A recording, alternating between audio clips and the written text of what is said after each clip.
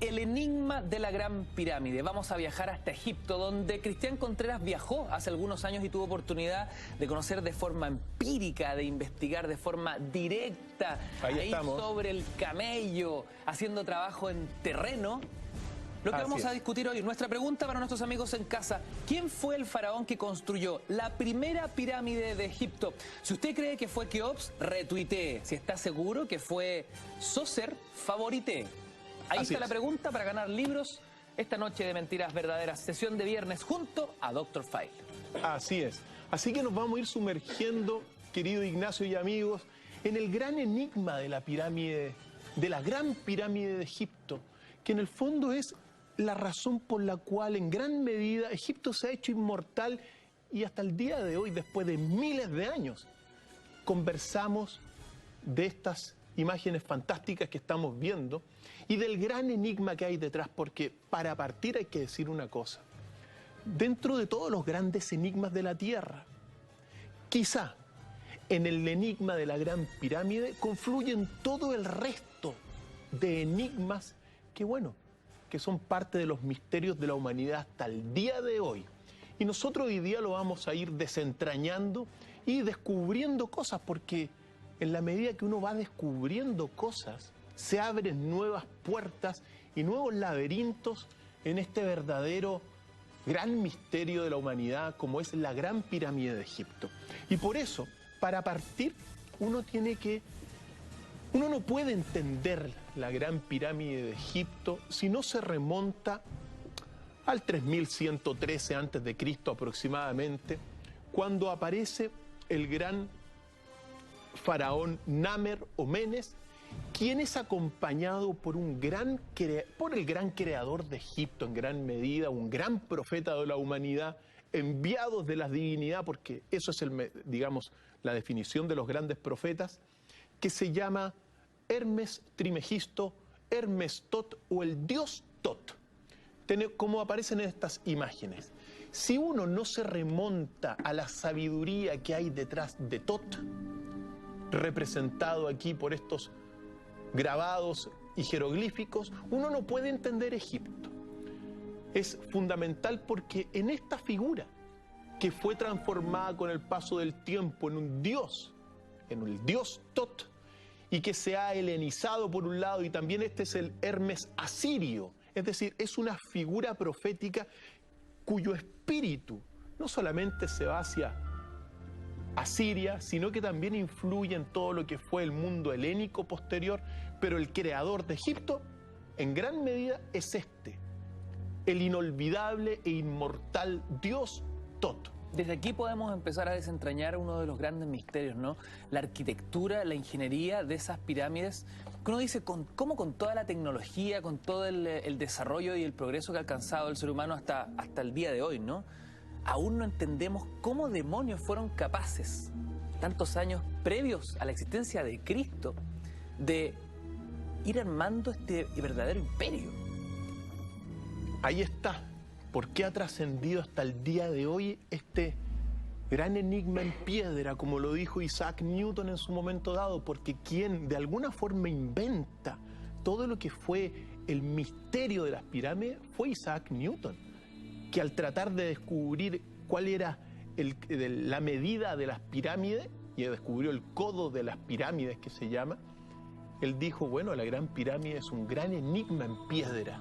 Y desde ahí que ha comenzado el misterio por tratar de decodificarlo, y que es lo que vamos a hacer ahora, vamos a aportar con un granito. Pero para partir uno tiene que decir una cosa: el dios Tot es importante, este profeta es muy importante porque sentó las bases del pensamiento egipcio en su cuerpo teórico que se llama el Corpus Hermeticum.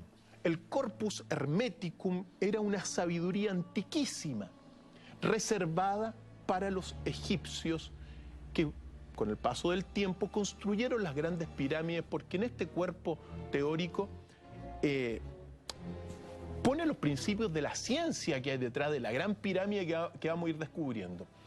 Por lo tanto, hay una clave dentro de todo esto, que es el número 7.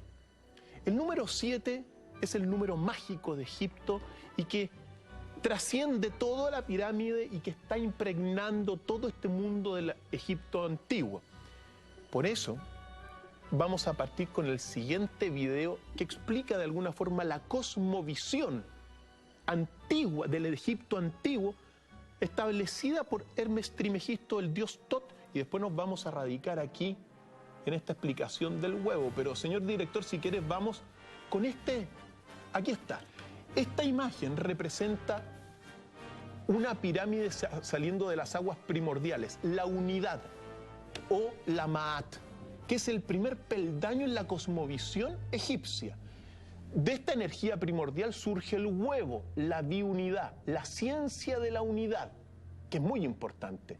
Del huevo surge después la Trinidad, compuesta, bueno, por el sol en el amanecer, en el cenit y en el atardecer, y que tiene diferentes representaciones como los dioses, la Trinidad cósmica por excelencia, Isis, Osiris y Anubis.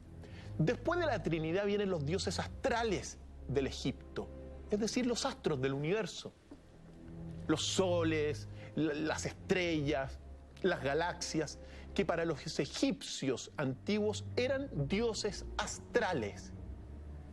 Después vienen los dioses zoomórficos, que son los típicos característicos del Egipto antiguo, que hay muchísimo: el dios Sobek, el dios Horus, Anubis, Sekhmet y muchísimos otros que van a ser de alguna forma los dioses más cercanos a los hombres, los dioses zoomórficos, que son esta mezcla entre humanos y animales y que guardan diferentes poderes mágicos.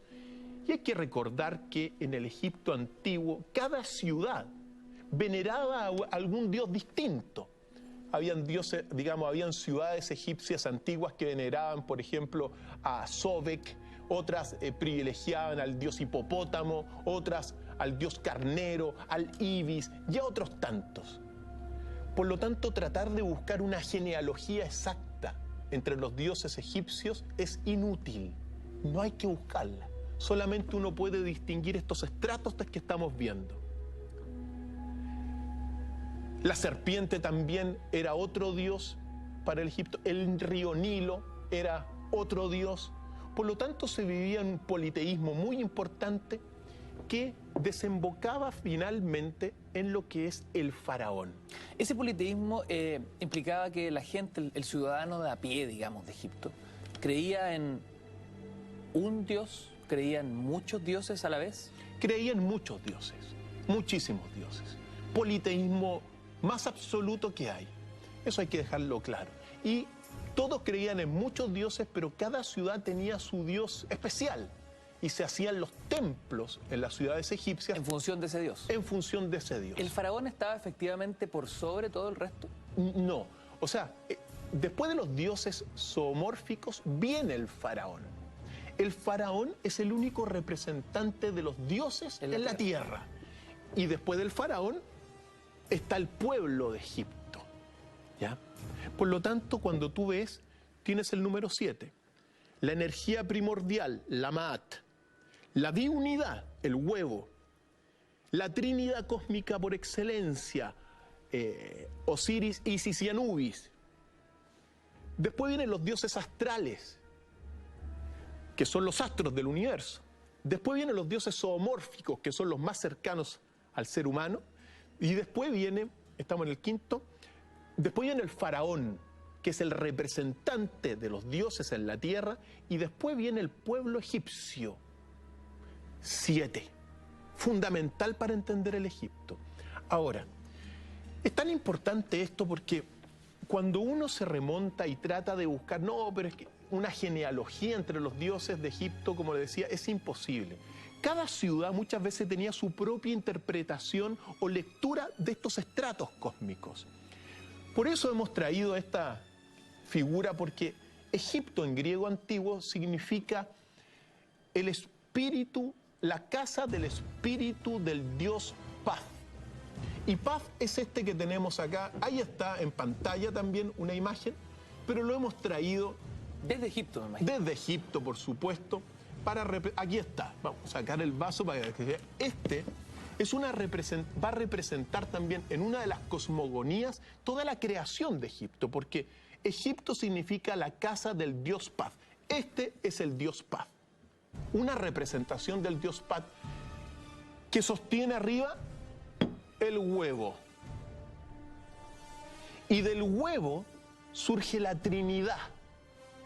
Y de la Trinidad surge después todo lo que fue los dioses astrales, los dioses zoomórficos y también el faraón y el pueblo de Egipto. Entonces, en gran medida, en esta imagen, te simboliza todo lo que es la creación, la unidad primordial, representada por la Maat, por el Dios Paz, el huevo, que es la ciencia de la unidad, y de la cual deriva, en el fondo, la Trinidad. Es fantástico, porque otro elemento muy importante, y aquí lo tenemos, señor director, para que lo veamos, que no se nos olvide nunca, el huevo cósmico por excelencia, el Dios Paz, que te resume toda la cosmovisión del Egipto antiguo.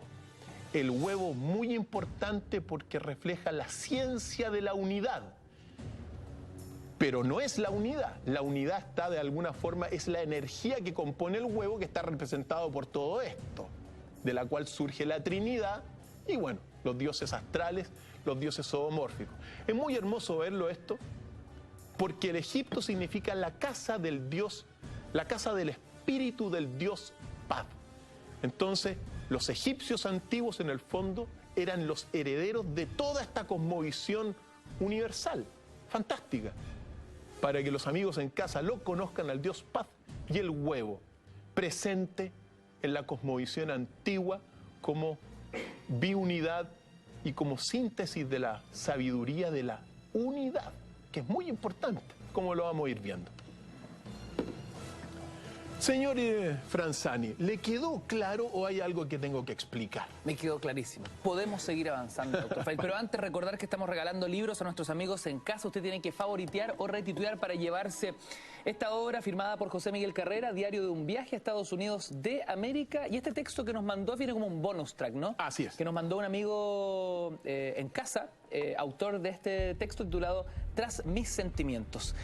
¿Quién fue el faraón que construyó la primera pirámide de Egipto? Si usted cree que fue Keops, retuitee. Si está seguro que fue Zoser, favoritee. Esa es la pregunta para ganar libros esta noche de viernes en Mentiras Verdaderas. Hashtag DrFailMB, @mentiras-la-red. Ignacio, y tú hiciste un comentario recién muy importante en el sentido de que, bueno, ¿qué tan avanzada era esta civilización? Porque uno siempre, al menos en la historia que se ha enseñado en los colegios y en las universidades durante el último siglo, siempre ha reflejado que estas civilizaciones antiguas han sido como un poco más atrasadas que la nuestra, que han sido incluso primitivas muchas veces, que las pirámides de Egipto fueron obras de esclavos, cosas que uno tiene que ir cambiando, como lo vamos a ir viendo, y decir una cosa que también es tremendamente relevante para darse cuenta que los constructores de estas pirámides que estamos viendo, esta es la primera pirámide del faraón Zoser. Impresionante. La primera pirámide la construyó el faraón Zoser en la tercera dinastía. ¿Cuáles son más o menos las dimensiones de las pirámides para quienes no han tenido la posibilidad, el lujo de viajar a Egipto, ¿no? De estar ahí, de cuerpo presente, y entender su altura? Bueno, hay diferentes... Homologable aquí en una gran ciudad. La Gran Pirámide, mira, en Egipto por lo menos hay más de 150 pirámides estudiadas, más de 150. Hay de diferentes portes, tamaños, colores. Incluso hay una pirámide roja, una pirámide negra, las pirámides escalonadas, las pirámides también hay unas pirámides con unos ángulos extrañísimos. Es decir, hay una gran variedad de pirámides. Pero la Gran Pirámide de Egipto midió en su momento exacto 146 metros de altura. Y cuando uno la observa, realmente es un monumento que impacta. Uno no puede quedar de alguna forma indiferente ante esta obra magnífica que estamos viendo en pantalla, que en su momento dado estaba recubierta por cientos de miles de bloques de piedra dura caliza pulida que resplandecían al sol y que en la punta también tenía una conformación de oro. La punta era de oro de la pirámide. Una de las particularidades también era que su lado, el lado pirámide, medía unos 230 metros. Y lo que estamos viendo en pantalla es una de las cosas descubiertas hace no mucho tiempo, que en realidad la Gran Pirámide de Egipto, queridos amigos, no tiene 4 lados, sino que tiene 8 lados. ¿Pero cómo? 8 lados, querido Ignacio, y es un efecto, el llamado efecto relámpago, ¿Ya? que es, bueno, es tremendamente mágico poder observarlo, porque se observa solamente en los equinoccios de cada año, y que en el fondo es un pequeño ángulo que te demuestra que la pirámide tenía 8 lados y no tenía 4 lados. Como lo estamos viendo en pantalla. Así es. Esto fue descubierto recientemente y que, bueno, ha estremecido a la comunidad científica y arqueológica al haber descubierto esto, que es un fenómeno que solamente se da en los equinoccios. Entonces, es una pequeña sombra que pasa. Y uno puede distinguir los 8 lados. Y uno distingue los 8 lados. Obviamente todo esto recubriendo un diseño interno que estamos viendo, que esta es la cámara de la reina. Esta que estamos viendo acá es el gran salón de ascenso, la cámara hacia la cámara del rey. Y esta es la cámara del rey, que tiene un sarcófago tan bien trabajado. Qué increíble la imagen. Estamos al interior de la Gran Pirámide. Así es. El sarcófago del rey tiene un índice de imperfección menor que el grosor de un cabello humano. Entonces, uno se pregunta realmente con qué tecnología hicieron esta Gran Pirámide y lograron pulir, por ejemplo, en el caso del sarcófago que está al interior de la cámara del rey, ¿con qué tecnología lograron pulir un sarcófago que tiene un índice de imperfección menor que el cabello humano? O sea, da la sensación que la tecnología que manejaban los egipcios en aquel entonces no distaba mucho de la tecnología con la que se cuenta hoy. Eso es una de las cosas en estas materias, digamos. Eso es una de las cosas que uno tiene que decir desde el principio. Para poder construir un monumento como el que estamos viendo en pantalla, junto a la esfinge, bueno, y a todo lo que significa el interior, que ya nos vamos a meter, uno necesita al menos una tecnología, una ciencia, bueno, propia del siglo XX. Por lo tanto, primera cosa que hay que descartar, que esto haya sido producto de una civilización primitiva y una obra de esclavos. Eso no se sostiene. Incluso hay traducciones de ciertos jeroglíficos donde dice: la pirámide fue construida a cambio de pan, cerveza para los trabajadores. Es decir, se les pagaba a los trabajadores de las pirámides para construir la pirámide. No significa que no hayan trabajado también esclavos, pero no era una obra solamente de esclavos. Se le pagaba con cerveza, con algodón y con otras especies a los trabajadores. Eso está establecido por las traducciones de algunos jeroglíficos. Por lo tanto, uno tiene que descartar ese denominador común que se dijo durante mucho tiempo, que esto es una obra de primitivos prácticamente. Y sobre todo cuando uno ve también, bueno, el efecto relámpago. Son sutilezas, es decir, solamente un día en el año para los equinoccios podemos distinguir. Se puede distinguir eso. Es una obra de ingeniería muy avanzada. Tú lo estás diciendo, querido Doctor Faili, ahora, ¿cuáles son las hipótesis estudiadas y de cierta forma ya consensuadas en torno a la construcción de esta Gran Pirámide? Digo hipótesis de qué forma la ciencia actual, la tecnología, los especialistas, los ingenieros, los arquitectos han ido dilucidando las claves de cómo tal vez lograron esta obra monumental los egipcios. Mira, la explicación tradicional es que la Gran Pirámide de Egipto es una tumba, la tumba del faraón Keops. Y Keops vivió en la cuarta dinastía en torno del 2500 a.C. Por lo tanto, para la arqueología tradicional, esa es la explicación. El pueblo egipcio, cuando se construían las pirámides, ¿dónde vivía? ¿Alejado de las pirámides? ¿En el mismo entorno? ¿Los pueblos egipcios arquitectónicamente tenían que ver con las pirámides o esto era una construcción totalmente distinta? Muy importante tu pregunta, porque en realidad la inmortalidad del pueblo egipcio dependía de la pirámide. De hecho, la segunda explicación que hay para la pirámide es precisamente esa, porque ¿qué es lo que sucede? Se ha dicho tradicionalmente que fue la tumba del faraón Keops, pero cuando se ingresó en el 830 aproximadamente, el primer califa que entra a la pirámide no encontró ningún cuerpo del faraón adentro. Por lo tanto, bueno, uno empieza a preguntarse, bueno, ¿por qué es una tumba donde el faraón no está? Después viene la segunda explicación que tiene que ver con tu pregunta. Porque en realidad, después que de alguna forma se supera esta primera explicación, o bueno, no se encontró, no la vamos a descartar, pero se dice que en realidad era un cenotafio. Un cenotafio, el cenotafio es una tumba colectiva donde el cuerpo de quien representa no se encuentra. Por lo tanto, en este sentido, la pirámide de Egipto es una tumba colectiva del pueblo egipcio, que representa la inmortalidad del pueblo egipcio. Por lo tanto, en realidad era una obra pública la Gran Pirámide.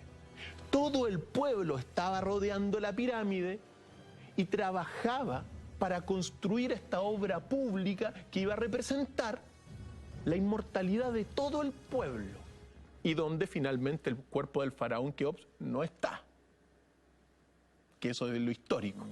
Por lo tanto, la segunda explicación tiene que ver con eso. Es una obra pública creada por un pueblo tremendamente sabio. Porque aquí hay otra cosa que uno tiene que detenerse y que todos los amigos en casa tienen que saber.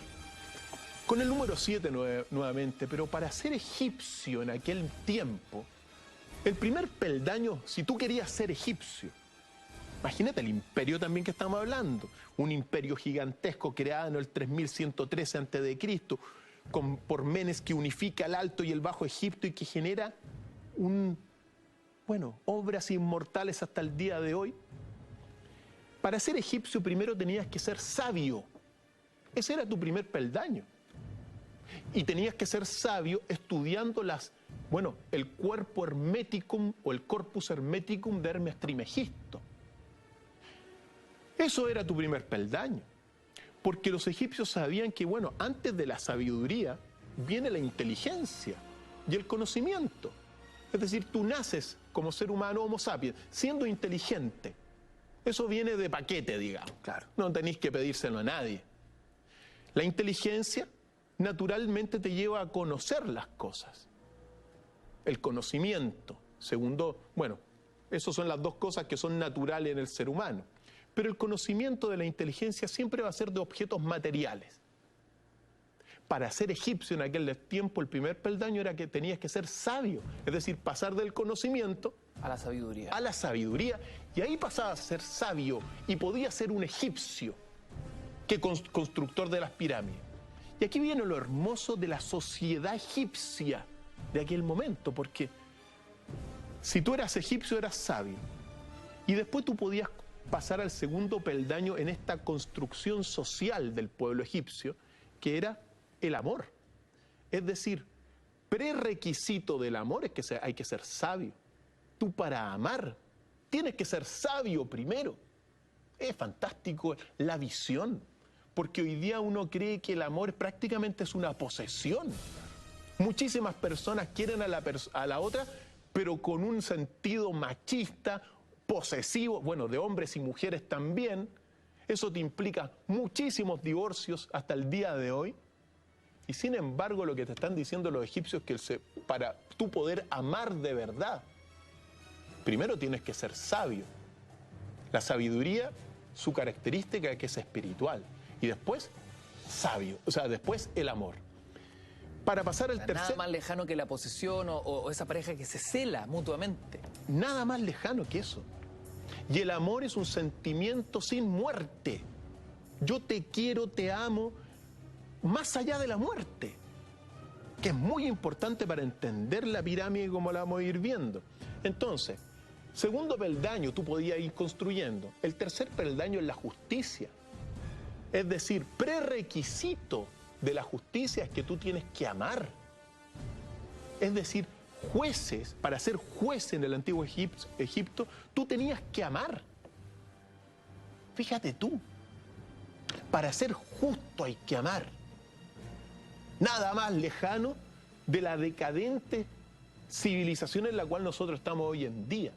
Pues bien, una vez que tú eres justo y que pasas al peldaño de la justicia, puedes entrar al cuarto peldaño, que es la belleza.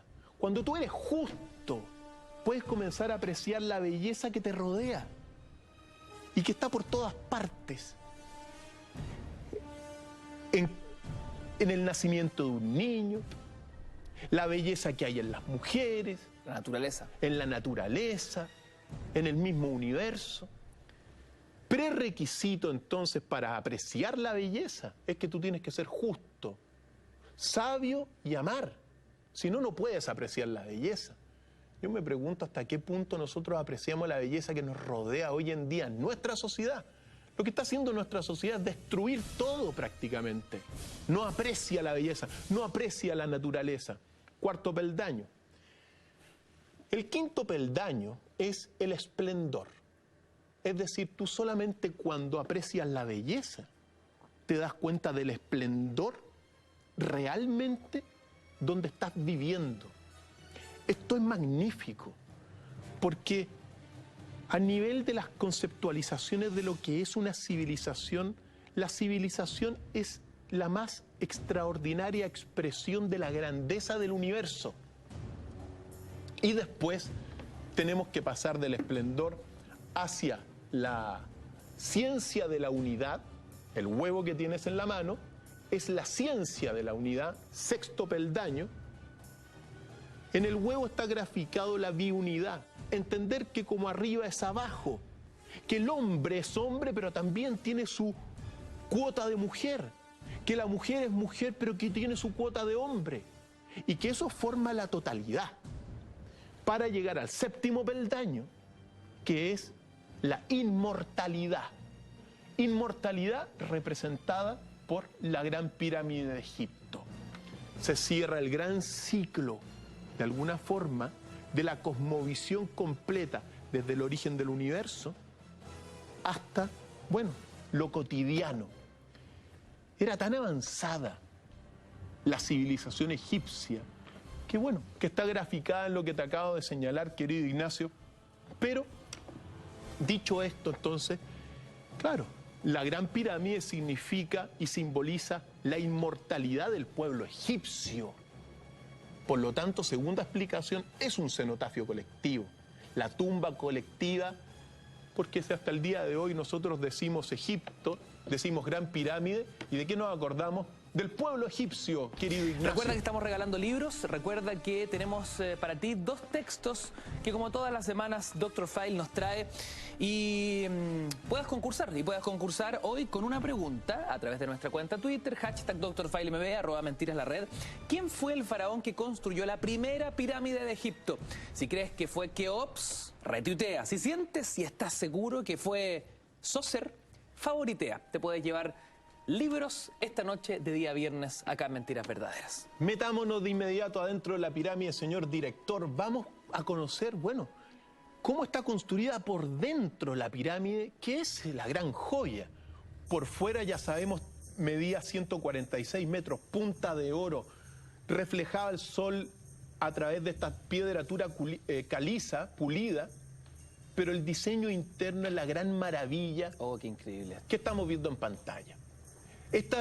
Aquí está la cámara de la reina, que era central para, bueno, todo el proceso energético que se va a detonar adentro de la pirámide, con 2 galerías. Lo misterioso de estas galerías como lo estamos viendo en este modelo científico realizado a partir de unos robots, es que no salen a ninguna parte, están tapadas, son galerías tapadas, que no tienen escape afuera como sí son las de la Cámara del Rey. Entonces uno se pregunta cómo llegaron a esto. Esto lo lograron hacer con un robot que lo metieron, hicieron un pequeño orificio ahí y se dieron cuenta que las salidas de la Cámara de la Reina llegaban hasta esto, pues.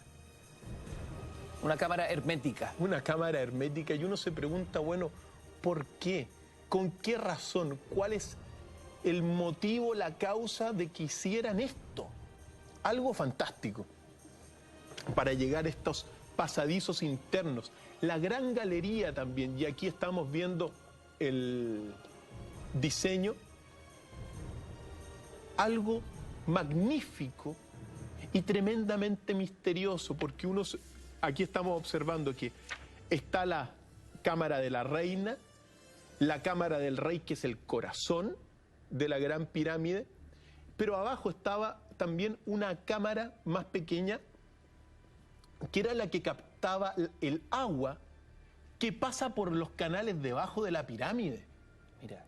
Fue construida en un lugar especial que la estamos viendo en pantalla y que, bueno, y que es tremendamente misteriosa.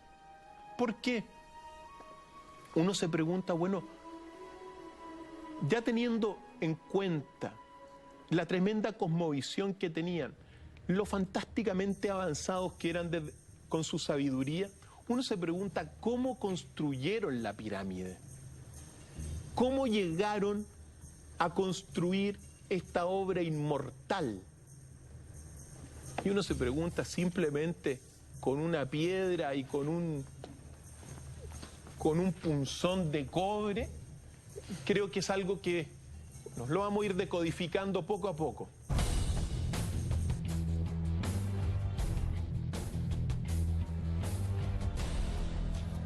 A partir de este minuto, queridos amigos, entramos en una fase fundamental para entender los misterios de la Gran Pirámide egipcia, su construcción, cuáles son las hipótesis que van dibujando esta ingeniería tremenda, alucinante. Y cuando uno va revisando los apuntes, Dr. File encuentra desde grúas de madera, poleas para subir estas piedras gigantes, hasta campos magnéticos y la levitación. Ahí uno queda loco. Es que las explicaciones son tremendamente controvertidas. El primero, como estamos viendo, que habló de la construcción es Heródoto, que aparece en pantalla. Y él, en su libro fundamental para la historia, sostuvo que la Gran Pirámide y las otras pirámides se construían con poleas. Pero uno se pregunta, hay unas piedras de más de 50 toneladas. Una piedra. Una piedra que tú dices, ¿qué polea? La sostiene. La sostiene. La otra posibilidad es esta, que aparecen en pantalla. Es decir, una rampa, ¿ya?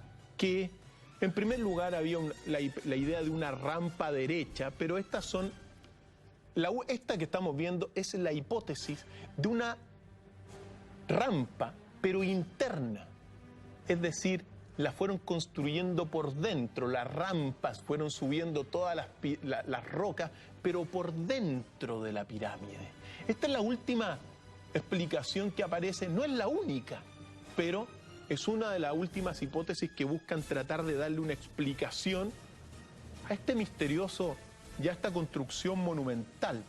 Pensemos que es tan pesada, bueno, y aquí están las grabaciones que tenemos del interior de esta pirámide. ¿Por qué hay que decir entonces? La primera posibilidad es que haya sido construida con poleas. La segunda, con una rampa externa derecha que iba de alguna forma llenando todo esto como una gran montaña. Claro. Pero también está la posibilidad de una rampa por fuera, circular hasta arriba, y también está la posibilidad de la rampa interna. Lo que estamos viendo particularmente en pantalla es el túnel por el cual se ingresó por primera vez a la Gran Pirámide y descubrió todo esto. Esa es la gran galería que da paso a la antesala de la Cámara del Rey, que es el corazón de la Gran Pirámide de Egipto. Ahora, la quinta posibilidad, porque todas estas explicaciones de cómo se construyó la pirámide son posibilidades. Son hipótesis. Son hipótesis en gran medida, bien sostenidas, con fundamentos, pero nadie puede decir que esa fue exactamente la explicación, digamos, última. Incluso hay una quinta posibilidad, porque muchas de estas piedras venían de una cantera a 800 kilómetros de la Gran Pirámide. Traían las piedras para construir la Gran Pirámide de una cantera a 800 kilómetros de distancia. ¿Cómo transportaban eso si no tenían vehículos motorizados, no conocían todavía ese mecanismo de transporte? Ahí está la pregunta, ¿cómo? Y una de las explicaciones es que la última y quizá más fantástica de todas es la que tú decías. Ocupaban un campo magnético o tenían una tecnología magnética que hacía de alguna forma a las piedras suspenderse y viajar suspendidas, levitando. Esa es la última explicación. Recordemos que todas estas explicaciones nos permiten ampliar el paradigma. La única posibilidad de responder al enigma de las pirámides es ampliar el paradigma con el cual uno ha tradicionalmente tratado de entenderlas. Porque estos paradigmas, por ejemplo, cuando uno dice que es una tumba, bueno, pero ¿por qué no está el cuerpo del faraón adentro? Pregunta que deja, digamos, le genera una crisis a esa teoría. Claro, la dejan jaque. La dejan jaque. ¿De qué sirve una tumba sin un cuerpo? Efectivamente. Ahora, cuando tú te vas adentro de la pirámide y te das cuenta del diseño interno, tú te preguntas, ¿para qué esto que estamos viendo en pantalla? Para una simple tumba. Por lo tanto, nosotros estamos frente a una avanzada tecnología que la vamos un poquito a ver con el siguiente video, señor director. Vamos, corra video. La Gran Pirámide está ubicada en el centro de la masa terrestre y lo que vamos a observar aquí son cortes que uno los puede apreciar cuando está en la Gran Pirámide porque hay por muchas partes, los puede observar, pero son cortes que no responden a un simple cincel de cobre, sino que, por ejemplo, esto responde a un supuesto taladro que manejaban ellos en la antigüedad. Estos cortes también son detalles que ponen en jaque toda la tecnología. Mira la simetría que hay también en la entrada a la Esfinge. Esta es la entrada a la Esfinge. Una simetría exacta. Increíble. Entre lado y lado. Son todos los dibujos de los cortes. Y exactamente simétrica. Las cortaron iguales. Y uno se da cuenta con estas imágenes que debieron haber tenido alguna tecnología desconocida, pero que es equivalente a los taladros, por ejemplo, que hoy día tenemos con punta de diamante y otros tantos. También estas canteras, estos monolitos gigantescos que son pesados, estas son también unos pasajes secretos detrás de la Esfinge, que uno dice hacia dónde llevan estos pasajes, pero en forma redonda también. Entonces, ¿solamente fue construido con una piedra y un cincel de cobre? ¿Es la pregunta? Yo creo que no. Y mira, lo particular es que también se ha encontrado algo similar, por ejemplo, en la isla de Pascua. Mira, en Cusco también. En Cusco también. Son diseños similares. En Sacsayhuamán, Cusco, una tecnología lítica equivalente a la que se tenía en la pirámide de Egipto y tremendamente avanzada. Piedras, por ejemplo, en Machu Picchu, con más de 30 grados o ángulos distintos y puestas todas en forma exacta. Por lo tanto, nosotros estamos realmente frente a un enigma y un tremendo misterio que lo muestra también esta imagen porque hay una relación equidistante entre Teotihuacán, Nazca, Angkor Wat, Mohenjo-Daro, Isla de Pascua, con la Gran Pirámide de Giza. Los constructores de estos grandes monumentos de la tierra tenían una visión global del planeta. Es increíble darse cuenta y toda la gente lo puede hacer en casa. Hoy día, gracias a una herramienta que se llama el Google Earth, de medir la posición de la pirámide y hacer estas relaciones con todas estas ciudades que son fantásticas en la Tierra y que, como lo vimos también en alguna ocasión, son las ciudades construidas por los dioses. En todas estas ciudades y también en Egipto, uno tiene que recordar un jeroglífico que dice: cuando los dioses bajaron del cielo en sus barcos volantes. Muchos de los dioses egipcios bajaron en sus barcos volantes a la tierra. Eso está escrito. Y uno se pregunta, bueno, ¿quién eran estos dioses antiguos? Y también, ¿qué tecnología traían?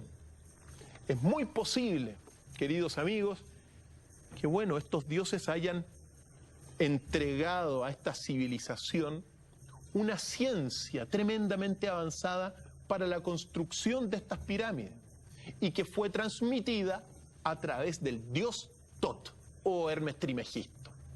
Los principios de la sabiduría egipcia están en el Corpus Hermeticum y cualquiera lo puede comprar en la librería hoy porque hay fantásticas traducciones.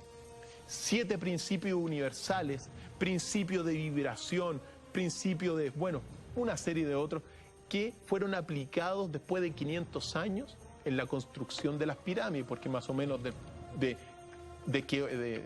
Keops hasta Hermes Trismegisto hay más o menos unos 500 años de tiempo que pasa. Por lo tanto, uno observa con estas medidas que estamos viendo y estos singulares registros que la tecnología que ocupaban los antiguos egipcios era tremendamente avanzada y que no era nada tan primitivo, porque incluso para mover estos grandes bloques, estos monolitos, mira, son miles de toneladas algunos monolitos. Hoy día se ha hecho una prueba que solamente lo pueden mover unas orugas gigantescas un poquito, pero construidas en el siglo XX, XXI. Increíble. Entonces uno se pregunta, bueno, ¿cómo movían estos tremendos bloques? Porque cuando uno dice, mira, las piedras que están sobre la cámara del rey pesan hasta 60, 70 toneladas. No, qué locura. Pero los monolitos pesan miles de toneladas. Entonces uno se dice, bueno, ¿eran gigantes? ¿Cómo? Para que no se quebraran. Claro. Bueno, manejaban la tecnología también, bueno, de esta levitación. Por lo tanto, estamos en un prodigio de la ingeniería y en un prodigio también de una antigua civilización que hoy día enriquece nuestra misma cultura, querido Ignacio. Comenta y participa en nuestras redes sociales, #DrFileMB, como todas las semanas, @Mentiras la Red, regalamos libros en nuestro programa. ¿Podemos ya dar la respuesta correcta, Dr. File, o es muy complicado entrar en materia? ¿Quién fue el faraón que construyó la primera pirámide de Egipto? Retuitee si cree que fue Keops, favoritee si está seguro que fue Sócer. La pregunta de hoy, libros para sus bibliotecas, queridos amigos en casa. No voy a dar ninguna respuesta porque ya la di. Está muy fácil de nuevo la pregunta, Ignacio, ¿no? No, doctor Fabio, que la gente quiere ganar, quiere llevarse. Este libro a mí me tinca mucho, ¿ah? Diario de viaje a Estados Unidos de América, firmado por el mismísimo José Miguel Carrera. Y este texto que viene también de regalo, que un amigo en casa nos envía desde la región del Biobío, don Ramos Mora René, Tras mis sentimientos. Fantástico. Vamos con el próximo registro que tenemos, que es sobre la relación divina que hay en la pirámide. Señor director, corra video porque uno tiene que entender el avanzado diseño interno y también saber que se construyó con proporciones divinas o lo que se llama el número áuro. Digamos, claro, el número dorado, como vamos a ver. No era todo esto casualidad, querido Ignacio, sino que uno tiene que saber que el número de oro, el número áuro, es un número que son las proporciones, refleja una clave del universo, una clave de la naturaleza, reflejado en el llamado número de oro, que es 1,618 y período infinito. Y también el número pi, que es una proporción entre la recta, bueno, una relación entre la longitud de una circunferencia y su diámetro, que da 3,1415 y etcétera. Pues bien, los constructores de las pirámides tenían plena conciencia de estos números y lo integraron en su ingeniería. La Gran Pirámide refleja en este sentido, o sea, tiene una relación proporcional con muchas figuras de la naturaleza y contiene, al menos en esta medida de 146 metros que tuvo en su momento dado, no solamente el diámetro de la Tierra, sino que también está contenido el diámetro de la Luna. Es algo maravilloso la Gran Pirámide de Egipto. Contenido simultáneamente, si tú pones un diámetro proporcional de la Tierra al interior de la Gran Pirámide y el diámetro proporcional de la Luna en los 146 metros, te genera una armonía. Es decir, tenían pleno conocimiento. Y también estos objetos que uno se pregunta, bueno, son antiguos de Egipto. ¿Qué es esto, doctor Fay, lo que veíamos ahí? Eso es lo que... era el disco de Nebu, pero son objetos tremendamente extraños. Estos jeroglíficos están en Abidos. Uno se pregunta también, bueno, ¿qué son? Sí, parecen helicópteros, aviones, naves espaciales. Eso es lo que parecen. Mira, la egiptología no le ha dado una traducción a esto. Solamente ha dicho que no son naves espaciales. O sea, ha negado la explicación porque esta explicación fue hecha por todos los teóricos intervencionistas. Los teóricos intervencionistas te señalan que, bueno, es una nueva rama de investigadores que te dicen que las civilizaciones antiguas fueron creadas por la intervención de dioses de carne y hueso que bajaron de las estrellas e intervinieron a un homo que estaba evolucionando y lo intervinieron con código ADN y otras tantas cosas. Por eso se llama la teoría intervencionista de la historia. ¿Extraterrestres? Bueno, los dioses antiguos, estos dioses que hemos hablado, de carne y hueso, uno los puede equiparar a los extraterrestres que uno hoy día está de alguna forma poco a poco fotografiando. Muy poco, no hay ninguna foto muy real, salvo los grises y un par más ahí perdidas, de supuestamente extraterrestres reales. Pero bueno, si bajaron del cielo, uno tiene que decir, bueno, fueron formas de vida superiores o incluso que están en niveles cualitativamente distintos. O sea, nosotros estamos en un nivel vibratorio en la Tierra, pero hay otras vibraciones en el universo a las cuales nosotros no podemos llegar. Incluso tú sabes que nosotros, por ejemplo, somos seres, en el fondo, de 5 grandes dimensiones básicas, pero hoy día ya nos estudiamos dentro de 11 dimensiones.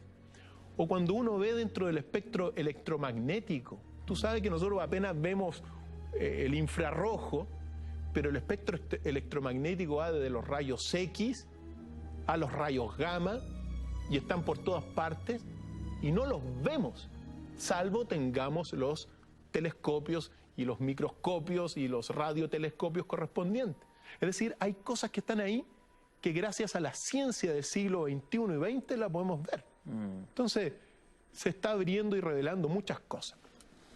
Por ejemplo, entonces, la relación divina de la Gran Pirámide es una cosa bastante importante. Ahora, ¿qué es la Gran Pirámide? ¿Qué es una de las cosas fundamentales que nosotros vimos? Y dijimos entonces que era una tumba, ya, que era un cenotafio colectivo también. Pero señor director, corramos con el próximo video que explica algo fantástico también de qué es la Gran Pirámide de Egipto, porque uno tiene que decir que también era un gran reloj estelar. Todo el complejo de Giza, llamado la Zona, era un gran reloj estelar que medía fundamentalmente el ciclo de 26.000 años de todo lo que es, bueno, el antiguo digamos, el antiguo año platónico de 26.000 años, estaba medido por la Gran Pirámide de Egipto, como vemos en pantalla, queridos amigos. Es decir, una estrella se mueve 1 grado cada 72 años. Y eso tú sabes cómo se mide simplemente, querido Ignacio, con el pulgar. Con un pulgar uno mide el movimiento de las estrellas y 1 grado son 72 años. Pues bien, lo que se estableció es que la Gran Pirámide está alineada con los llamados 4 guardianes de la galaxia y que la Esfinge viene a ser el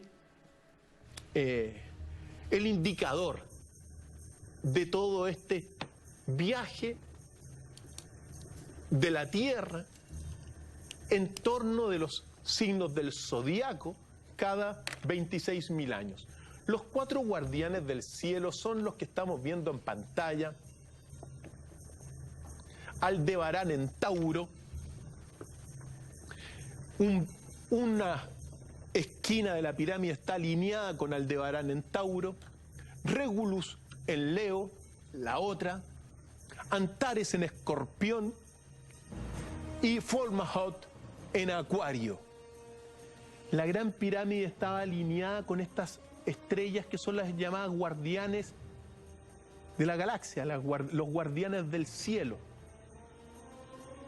Esto ha sido descubierto hace poco tiempo, pero claro, nos mete en otra explicación, porque en realidad la Gran Pirámide bajo esto era un gran reloj estelar, y lo que hacía era medir el paso de la Tierra por estos 26.000 años que se demora lo que se llama el ciclo precesional de la galaxia, medido por los mayas el 21 de diciembre del año 2012. Lo sorprendente de todo esto, como estamos viendo, es que la alineación del complejo de Giza con la galaxia y se ha cumplido este ciclo, se ha cumplido ahora, para el 2012. Entonces, las proporciones exactas, la geometría perfecta y divina que tiene esta zona, que hasta el día de hoy se llama la zona,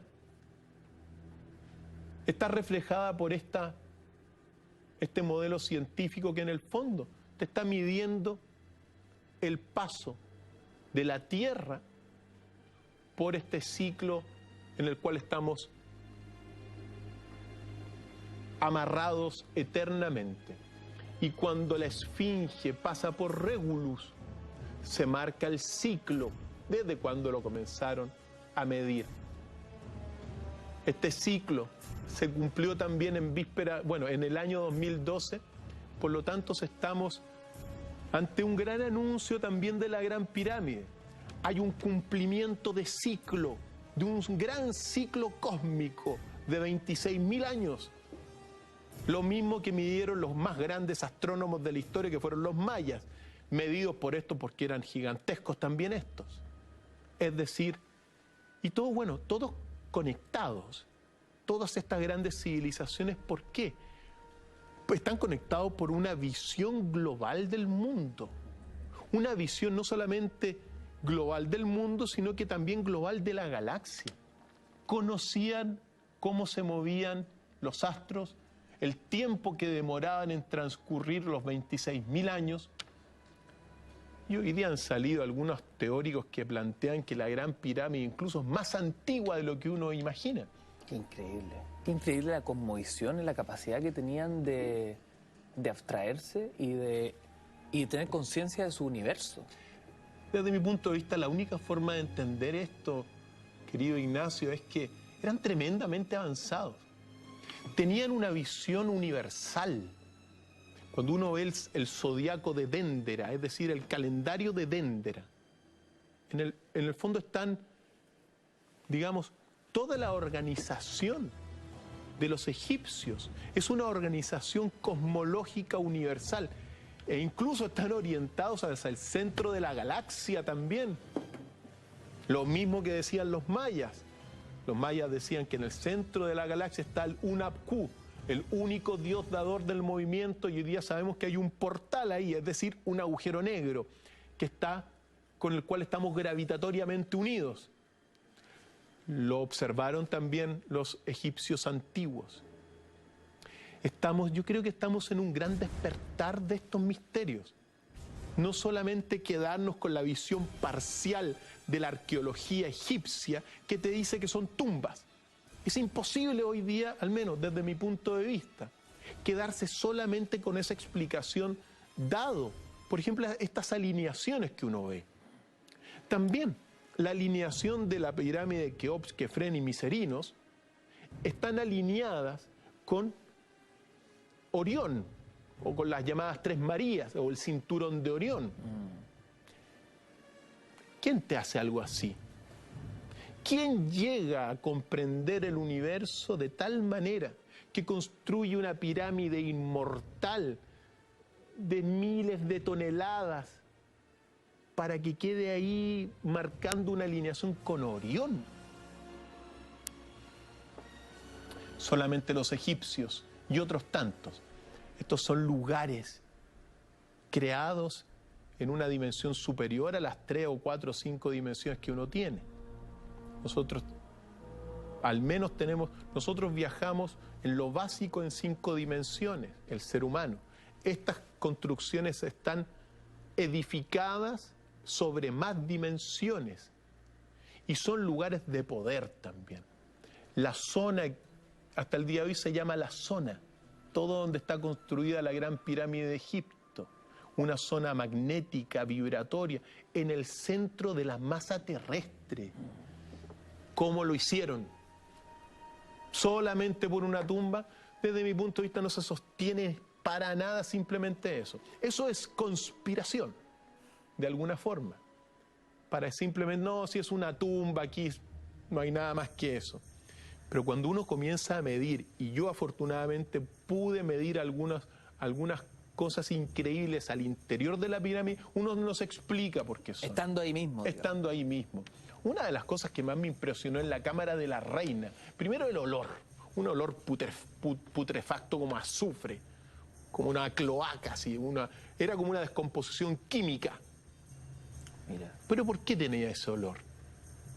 Y después también de la cámara las dos cámaras que salen de la cámara de la reina tienen un tamaño que, como lo vimos hace un rato, es más o menos grande, pero al ingresar a la cámara de la reina se angosta y el diámetro no es más grueso que el diámetro de un dedo. Es decir, se achica esta cámara y comienza a pasar así un aire mucho más filtrado, por decirlo así. Entonces tú dices, a ver, ¿para qué hicieron eso? Simple, o sea, no tiene ninguna razón, no se explica con decir que era para hacer una tumba. ¿Por qué? ¿Cuál era la razón de la gran galería con sus resonadores a los lados o con unos orificios donde habían unas lámparas resonadoras? ¿O cómo se alumbró todos los recovecos de la Gran Pirámide? Claro, sin contar con energía eléctrica. Sin contar supuestamente con energía eléctrica. Porque adentro de la pirámide no se encontró ni un resto de ceniza de hollín. No alumbraron la Gran Pirámide con hollín, con lámparas a combustión. ¿Cómo se trabajaba a oscuras? Ahí vamos metiéndonos los misterios, porque también... Cada pregunta abre más misterio, de hecho. Abre más misterio y uno llega a una respuesta respecto de eso. Llega a la respuesta que en realidad era una poderosa central de energía, la Gran Pirámide. Señor director, si quieres, vamos a ver el próximo registro que hemos confeccionado. ¿Qué es esto?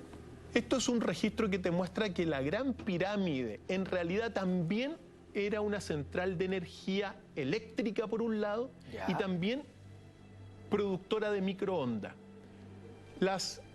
La piedra caliza pulida que revestía la pirámide también la aislaba. La punta de la pirámide de oro el oro es un buen conductor de electricidad. Electricidad y también energía de microondas que se produce como la producen hoy día los máser. Es decir, a partir de una descomposición del agua debajo de la pirámide que divide el agua en lo que es oxígeno e hidrógeno, lo interesante es que en la cámara subterránea se descompone el agua y quedan moléculas de oxígeno e hidrógeno sueltas. Pues bien, gracias a al gran resonador que significa la Gran Pirámide, esta energía se transforma finalmente en una energía de microondas. La explicación es la siguiente. La Gran Pirámide está alineada y es un entero proporcional de peso de la Tierra. Por lo tanto, uno tiene que saber que la Tierra está generando constantemente energía sísmica a partir de la actividad terrestre, química, térmica, nuclear, mecánica, eléctrica y magnética que genera la Tierra. Esta Tierra produce una energía y está generando una energía sísmica todo el tiempo. Esta energía sísmica se transforma en energía acústica, ondas de energía acústica que son amplificadas por la pirámide y particularmente por la cámara ascendente, que es la que estamos viendo, la gran galería, que amplifica las ondas acústicas que entran por la antecámara y que son sintonizadas por la antecámara del rey, y que bueno, gracias a estos fenómenos, esta transformación al interior de la cámara del rey, esta energía y este átomo de alguna forma de oxígeno se transforma, amplía su electrón y gracias al cuarzo revestido y a la vibración que hay al interior del corazón de la Gran Pirámide, esta energía acústica se transforma en energía electromagnética y finalmente en energía de microondas, gracias a los procesos que hay en el corazón de la Gran Pirámide. Y tú sabes que la energía de microondas sirve para la comunicación. En este caso, las galerías que salen de la cámara del rey sí se dirigen y salen de alguna forma, no como las de la cámara de la reina, por donde salen energías de microondas, para comunicarse ¿con quién? Con los dioses, en sus barcos volantes, pues. La gran pirámide es un enigma más grande del que uno puede imaginar. Manejaban energía eléctrica y electromagnética. Electromagnética y energía también de microondas. En el fondo, la Gran Pirámide, el fin último era la producción de energías de microondas para la comunicación con los barcos volantes que estaban, bueno, en el cielo. Vamos con el próximo misterio, que es la conexión de la Gran Pirámide a nivel de la Tierra y que es bastante ejemplificadora de esta visión global de la cual eran partícipes los egipcios. Esta es muy relevante porque hemos visto similitudes en estas grandes ciudades que estamos viendo. Fijémonos bien.